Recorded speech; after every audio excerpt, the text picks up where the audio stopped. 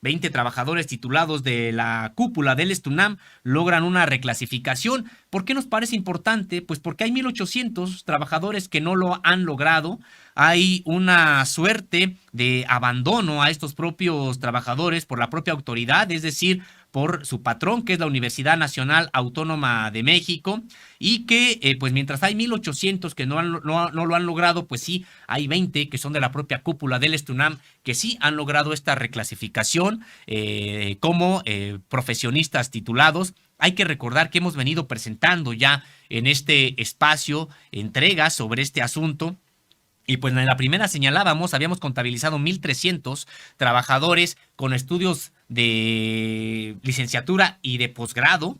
Es decir, hay doctores, maestros, licenciados, que son ingenieros, que son médicos, que son antropólogos, que son ingenieros en mecatrónica. Es decir, una suerte de trabajadores con mucha preparación o una preparación que podrían estar sirviendo a la propia universidad en otras áreas y sin embargo siguen colocados en áreas de vigilancia, en áreas de limpieza, en áreas también de incluso como peones. Se trata de una situación, decíamos, muy complicada. 1,800, ahora sabemos, son los que están en esta situación y en contraste pues hay 20 de la propia cúpula del STUNAM que han logrado esta reclasificación.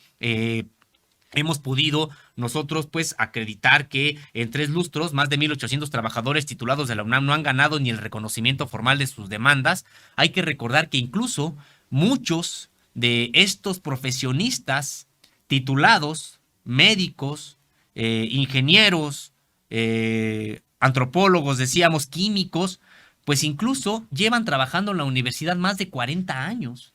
Más de 40 años y no les ha llegado esta reclasificación y que por eso nos parece que es una situación que se tiene que atender.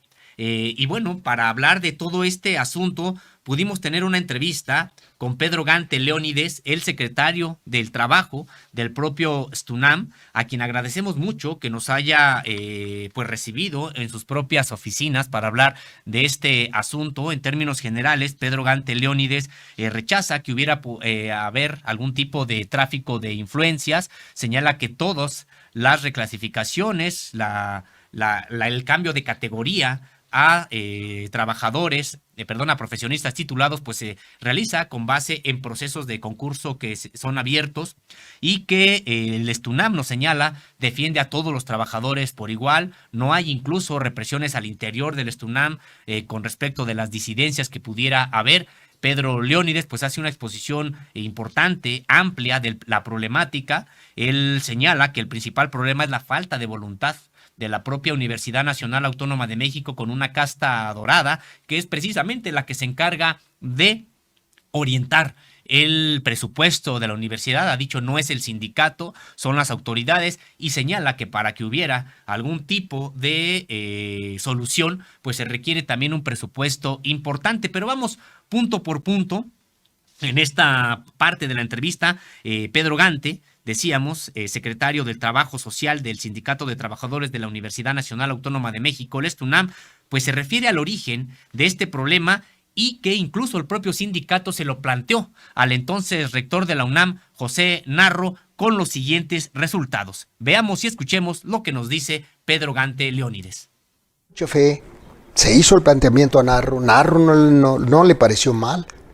Dijo, pues se escucha ambicioso, hágase un estudio de cuántos profesionistas tenemos, pero ya, en blanco y negro, porque hablábamos de 800.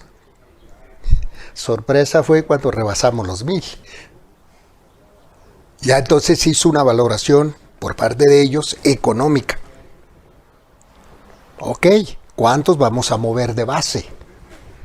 ¿Quién va a ocupar esos puestos? Porque no nada más es reubicar a esa persona de acuerdo a sus conocimientos, sino quién lo sustituye para hacer el trabajo de aquella persona. Desde luego se movía todo el escalafón. Esa es la recuperación de la materia de trabajo. Toda una cadena de trabajadores beneficiarse. Entonces, realmente se lo planteamos a Narro, reitero, no le pareció mal. Donde ya dijo que estaba complicado, era cuando le dijeron de cuántos millones se trataba. ¿Y dónde agarramos esto? Incluso lo llegamos a plantear en la Cámara de Diputados, que se diera una partida especial. Y le buscamos, y le buscamos. ¿Y de dónde vamos a sacar recursos? Entonces pensamos en todos los que están por honorarios. Hay quienes no se justifican.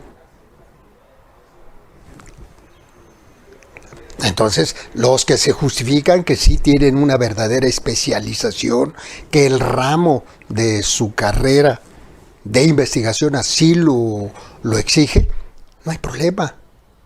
Eso se respetan. Pero vamos poniéndole un tope. Y nosotros vamos recuperando nuestra materia de trabajo. ¿De qué categorías? Estas. Que es donde está el grueso de la invasión de nuestra materia de trabajo. Y vamos entrando hacia la profesionalización. También para el personal de base que se va capacitando en la práctica, en los cursos que se hacen de capacitación. Y nosotros estamos siempre pidiendo que se capacite, que se usen herramientas donde se capacita al trabajador para que se les enseñe los avances tecnológicos que se están dando a gran velocidad. Hemos encontrado mucha reticencia por parte de la administración en capacitarlos de esa manera.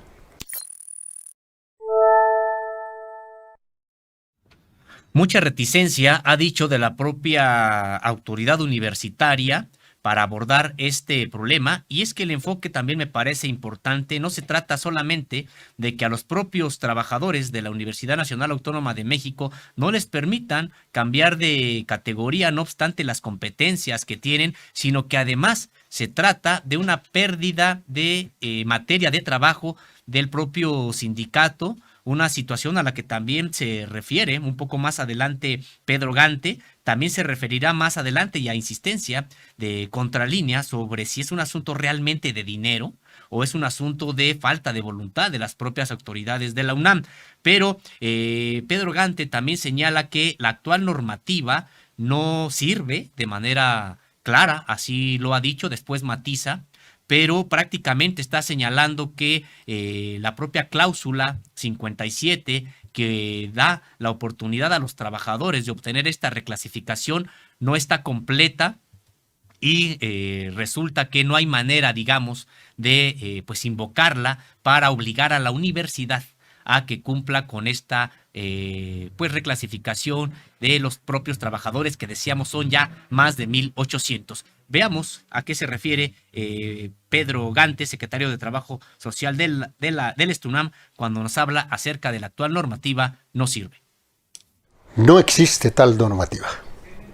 Existe una cláusula, que si no me equivoco es la 57, donde habla de que la UNAM, esa cláusula se quedó corta, porque no pudimos avanzar más. No es que la hayamos pactado en una forma mañosa. No, nosotros sabíamos que esa cláusula, así como está, no nos resuelve nada. Si han leído la cláusula, bueno, ahí dice que en base a los requerimientos que tiene la universidad y en base a las vacantes y a la eficiencia presupuestaria. ¿Qué te dice la universidad? No requiero ese profesionista, aunque lo están contratando por honorarios. Dice, no lo requiero. No tengo dinero para crear la plaza. Por eso mejor pago por honorarios. Bueno, es que no has entendido la figura de honorarios. Una persona de honorarios no tiene un espacio físico para trabajar en la UNAM. Debe hacerlo en su casa, no en la UNAM. ¿Sí? Es decir, yo abogado, me contrata una empresa, digo, Laboratorios. Yo le trabajé un tiempo a Laboratorios Prolay. No tenía un horario. Yo atendía los juicios que se daban. Ya me entregaban el expediente. Aquí está, licenciado. Usted vea ya qué va a hacer. Ya me documentan y ya lo hago. Pero no lo hago en la oficina de ellos. Lo hago en mi oficina. Y ya de allí yo me encargo de llevar el juicio y estarles informando constantemente cómo. Esos son horarios. Pero la UNAM no. La UNAM les hace un espacio físico. Los tiene permanentemente. Les fija un horario. Claro que ese es violatorio a la ley. Totalmente violatorio. Entonces no es por honorarios. Es un trabajador de base. Cumple con todos los requisitos que establece la Ley Federal del Trabajo.